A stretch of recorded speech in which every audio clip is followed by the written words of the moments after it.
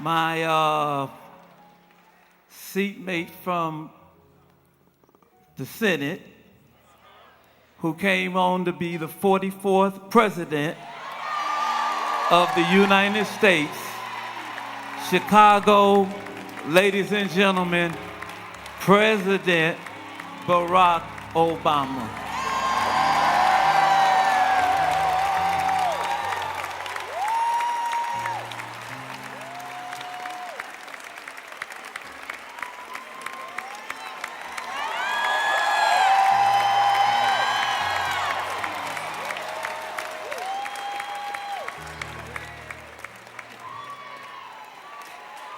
It's good to be home.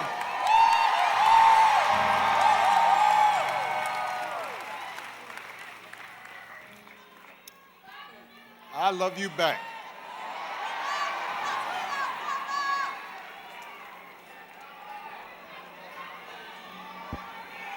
The book of Isaiah. Where are you at? Now, see, I believe in the Constitution.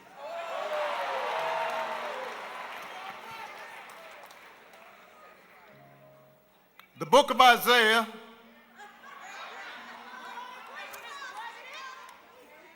God is looking for a messenger to guide a hardened and resistant people. And the Lord asks, whom shall I send? And who will go with us? To which Isaiah replies, here I am, Lord. Send me.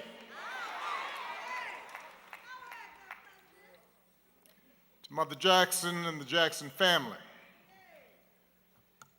to President and Mrs. Biden, President and Secretary Clinton, Vice President Harris, Pastor Dates, my old friend, though he looking good, Reverend Meeks,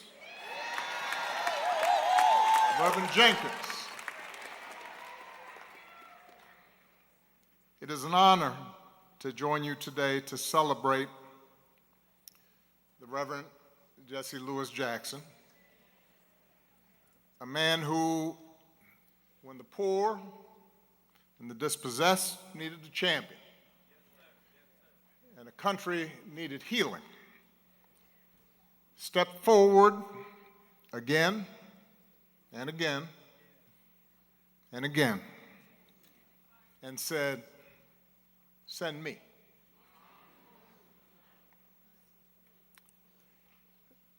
Reverend Jackson's immense gifts were apparent at an early age, even if his circumstances conspired to try to hold him back.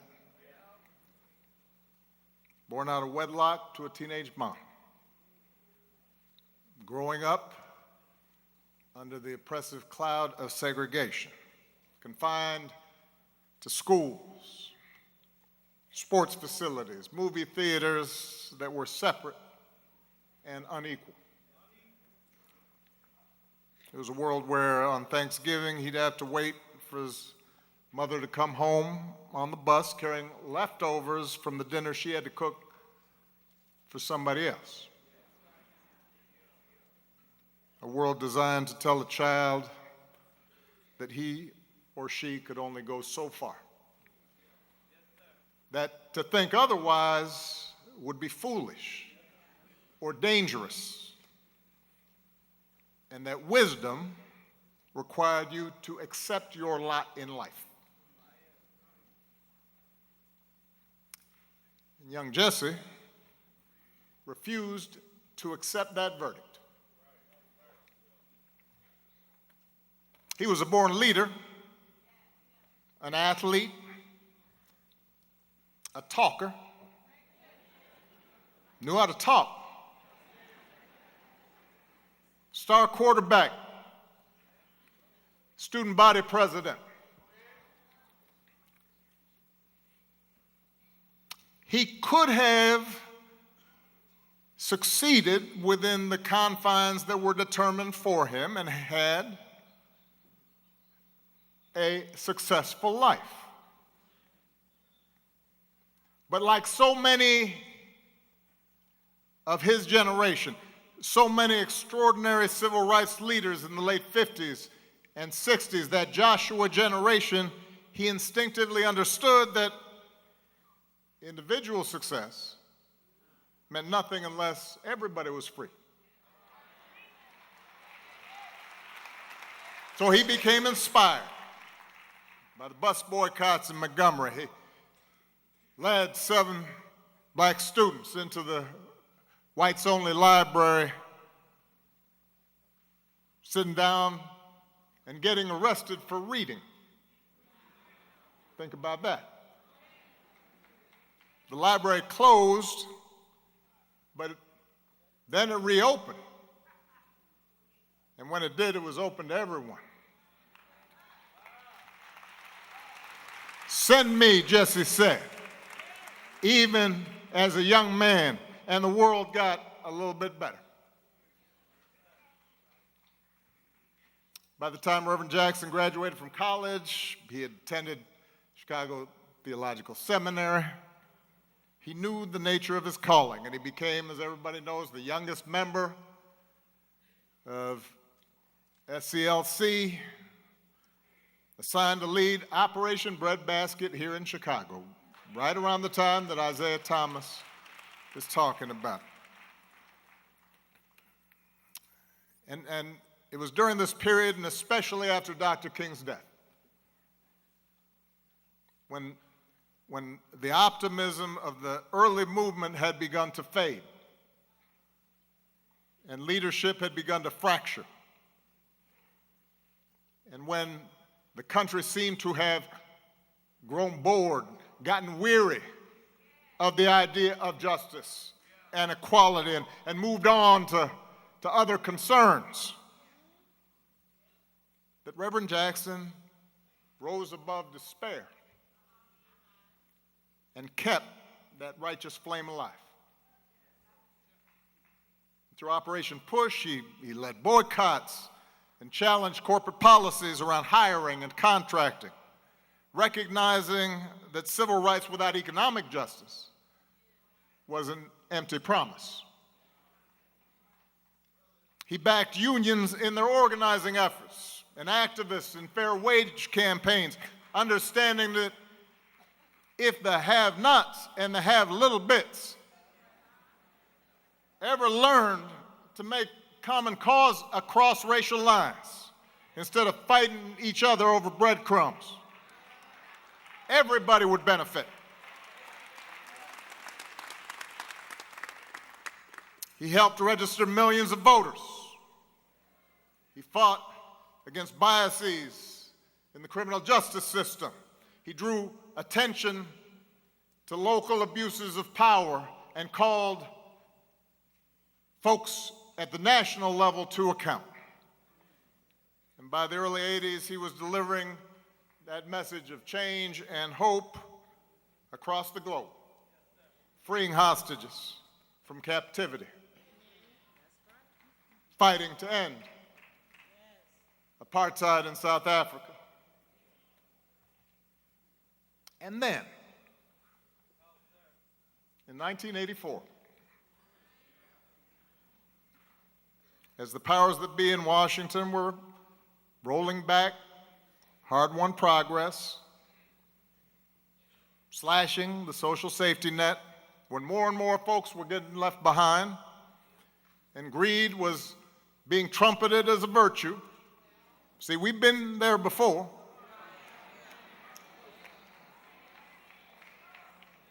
He stepped forward once again and said, "Send me." He ran for the presidency of the United States of America. I had just graduated from college during that first campaign. And I was living in New York at the time.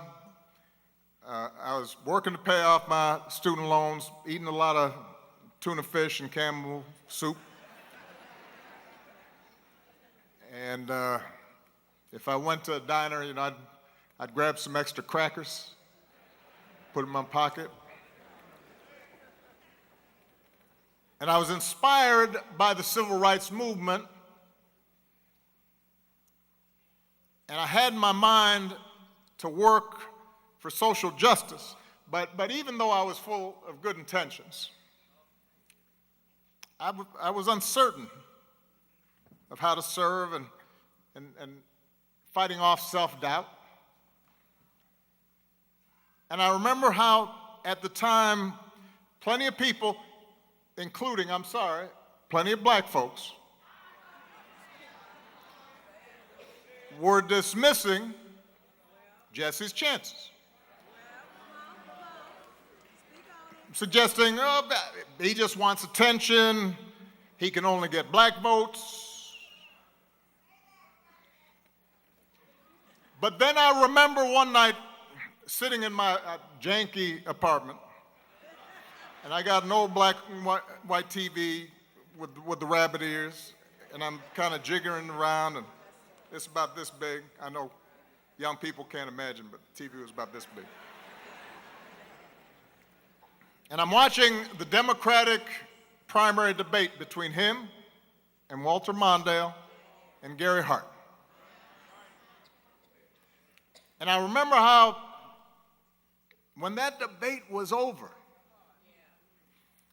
I turned off that TV and I thought the same thing that I know a lot of people thought that night, even if they didn't want to admit it. That in his ideas, in his platform, in his analysis, in his intelligence, in his insight, Jesse hadn't just held his own. He had owned that stage. He wasn't an intruder. He wasn't a pretender. He belonged on that stage. And the message he sent to a 22-year-old child of a single mother with a funny name, an outsider, was that maybe there wasn't any place, any room where we didn't belong.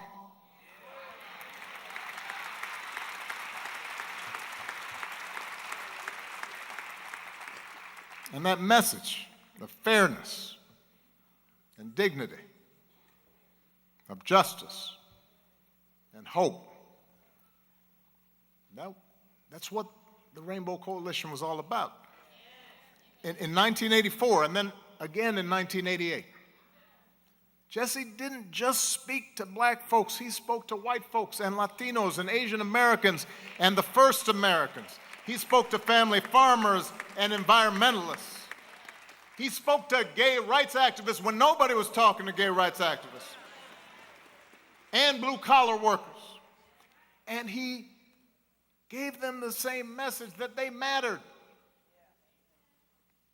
that their voices and their votes counted. He invited them to believe. He invited us to believe in our own power to change America for the better.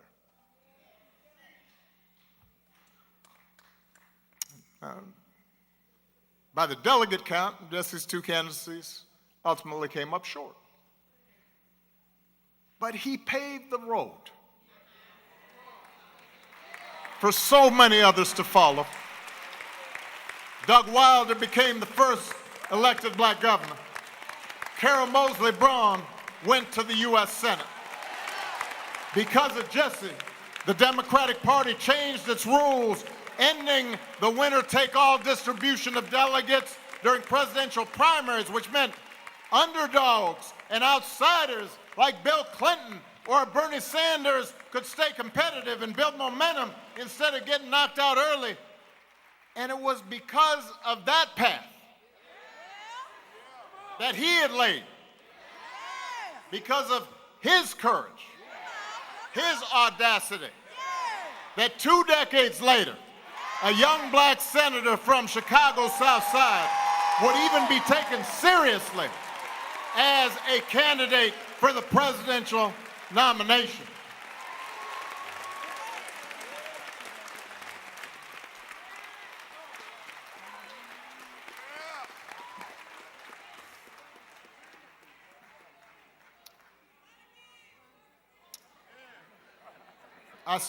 I still credit that first run of Jesse's and Harold Washington's campaign for drawing me to Chicago. And I didn't know anybody when I first arrived. And I was working as a community organizer, as it so happens, in neighborhoods right around here. Roseland, Woodlawn, Alt Gill, West Pullman. And I'm meeting these young preachers like Meeks and some crazy priest named Flager.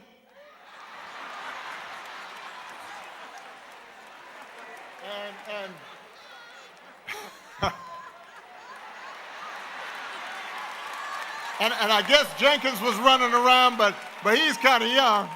He came a little bit later, so I'm going to churches and I'm listening to all these amazing preachers and it was hard work. And half the time I didn't know what I was doing. And progress was slow. And I definitely didn't know how I was going to survive these Chicago winters. Because I grew up in Hawaii. But I do remember heading to the Push headquarters some Saturday mornings to listen and learn from Reverend Jackson. And y'all remember how on some mornings, if there was a major issue going on, the room would be packed to the rafters. And sometimes some celebrity just wanders in. And then some mornings it was kind of low-key. Either way, though, the announcements would be made, and Reverend Barrow would say a prayer, and Jesse would sit there, and then finally he'd gather himself up and stand, and he'd start kind of slow, you know. And sometimes he'd talk kind of low, so you couldn't quite catch what he was saying. So everybody lean in. And over time, it was that same boundless energy that would emerge, and that same passion and that same insight. And he'd offer you a master class in economics on a Saturday morning. And he'd give you a seminar in American history and American politics. And he'd make complicated things plain. And he'd tell stories that would make you laugh 1 minute and cry the next. And whether you were a bus driver or a teacher or a business leader or a young organizer, you came away from those meetings with a better understanding of how the world worked, how power worked. And more importantly, he made you believe that if we came together, we could make the world work better. Now, we've been talking about Jesse telling us we are somebody. I am somebody. And he wasn't just talking to young black boys like Isaiah, though he loved them fiercely. He wasn't just talking to young black girls to help them believe, though he believed in them. He was talking about everyone who was left out, everyone who was forgotten, everyone who was unseen, everyone who was unheard. And in that sense, he was expressing the very essence of what our democracy should be. the ideals at the very heart of the American experiment. The belief that regardless of what we look like or how we worship, regardless of where our ancestors come from or how much money we got, we're all part of the American family. We're all endowed with the same inalienable rights to life and liberty and the pursuit of happiness. We're all obligated to answer the call and step forward and take responsibility for making wrongs right and for caring for our neighbors and bringing the reality of America a step closer to its glorious ideals. And answering that call isn't always easy. And Reverend Jackson and his family knew that better than most. To do what he did, he would endure all kinds of hatred and setbacks and betrayals and doubters and death threats. He would sacrifice, as Jim Reynolds pointed out, the leisure and comfort of what was available to him as a far more financially secure life. And those sacrifices were not his alone. They were shared by his wife and his children. And they bore that burden with grace and strength. I got to know the Reverend and his family over the years, and as I watched his children follow his example of service, I came to appreciate the conviction that drove him, that he had passed on, the faith that guided him and that he had passed on. And it was a faith that didn't waver, a flame that burned bright, even as his body began to fail. The last time he and I had a chance to visit in person, he was already ailing. It was getting difficult for him to stand, difficult for him to speak. We were in Hyde Park, in a hotel room. I embraced him and figured we'd just have a low-key visit. Maybe he'd need some rest. And he starts coming up with this project and this initiative and issues I needed to look into. And here's some commentary that he would suggest, and some phrasing that he thought might work, and maybe we might co-write an article.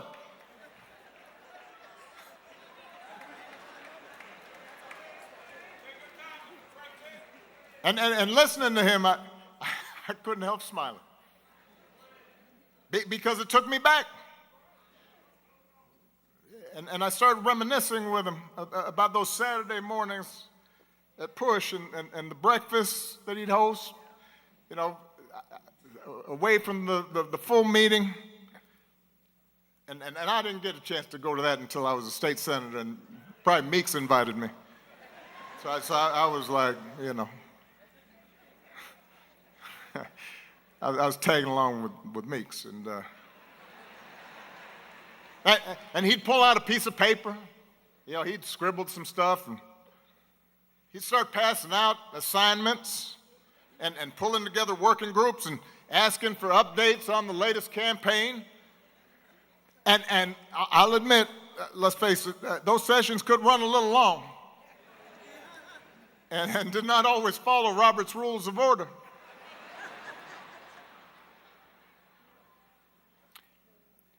But when Jesse called your name and acknowledged you in that room, especially if you were young, especially if you were just coming up, especially if you weren't sure you could pull off what you thought you might be able to do, especially when you needed help. When he did that, you stood up a little straighter. You knew you'd been seen by this giant. He'd laid hands on you and let you know you had a contribution to make. And so that day, I told him how much that meant to me and how much it meant to so many lives that he impacted. And I told him thank you, because I'd always be grateful for that legacy of hope.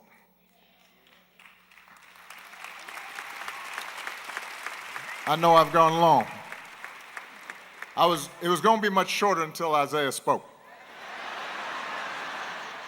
I figure if a Detroit Piston can take up this much time,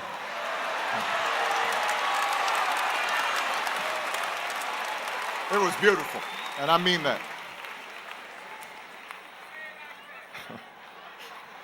Love me some Isaiah.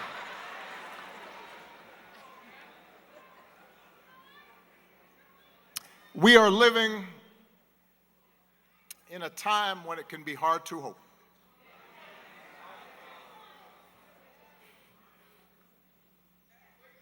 Each day we wake up to some new assault on our democratic institutions. Another setback to the idea of the rule of law. An offense to common decency. Every day you wake up to things you just didn't think were possible. Each day we're told by those in high office to fear each other and to turn on each other, and that some Americans count more than others, and that some don't even count at all. Everywhere we see greed and bigotry being celebrated, and bullying and mockery masquerading as strength. We see science and expertise denigrated, while ignorance and dishonesty and cruelty and corruption are reaping untold rewards. Every single day we see that, and it's hard to hope in those moments. So it may be tempting to get discouraged, to give in to cynicism. It may be tempting for some to compromise with power and grab what you can, or even for good people to maybe just put your head down and wait for the storm to pass. But this man, Reverend Jesse Lewis Jackson, inspires us to take a harder path. His voice calls on each of us to be heralds of change, to be messengers of hope, to step forward and say, send me. Wherever we have a chance to make an impact, whether it's in our school, or our workplaces, or our neighborhoods, or our cities. Not for fame, not for glory, or because success is guaranteed, but because it gives our life purpose. Because it aligns with what our faith tells us God demands. And because if we don't step up, no one else will. How fortunate we were that Jesse Jackson answered that call. What a great debt we owe to him. May God bless Reverend Jackson. May he rest in eternal peace. God bless you.